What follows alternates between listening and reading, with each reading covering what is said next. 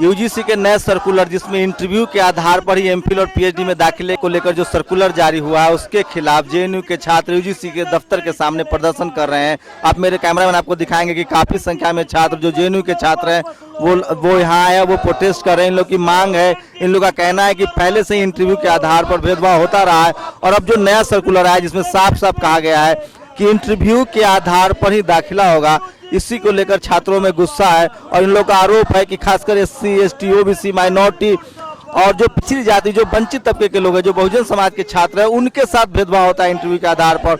और ये लोग पहले से भी आंदोलन कर रहे थे कि इंटरव्यू के आधार पर जो नंबर दिए जाते हैं उसको कम किया जाए। 30 नंबर इंटरव्यू में दिया जाता है, इन लोगों की मांग थी कि उसको 15 किया जाए। लेकिन अब जो सर्कुलर जारी हुआ उसे साफ कर दिया गया कि रिटन के नंबर को कंसीडर नहीं किया जाएगा और इंटरव्यू के आधार पर ही दाखिला होगा। तो इसको लेकर ये छात्र प्रदर्शन कर रहे हैं। हाल ही में जेएनयू से 9 छात्रों को सस्पेंड कर दिया गया था इसी मांग को लेकर, और अब यूजीसी ने सर्कुलर जारी कर दिया है। इसको लेकर लोगों में बहुत गुस्सा है। और क्या मांग है आप लोग?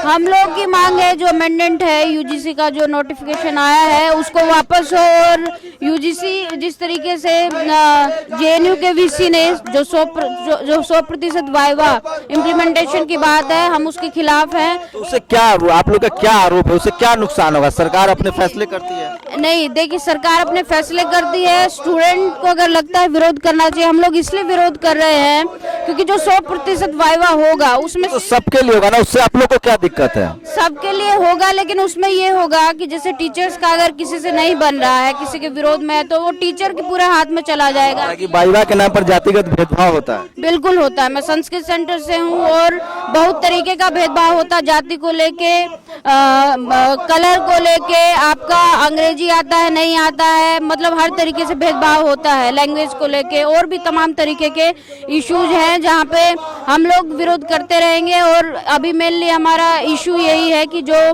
डिप्रावेशन पॉइंट है 50% उसके लिए, और वाइवा का जो जितना मार्क्स है 100% जो किया गया है उसको कम किया जाए, 10% किया जाए।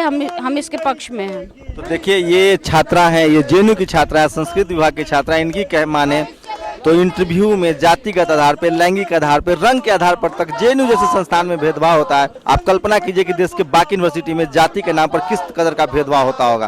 कैमरामैन के साथ शंभू कुमार सिंह, नेशनल दस्तक, दिल्ली।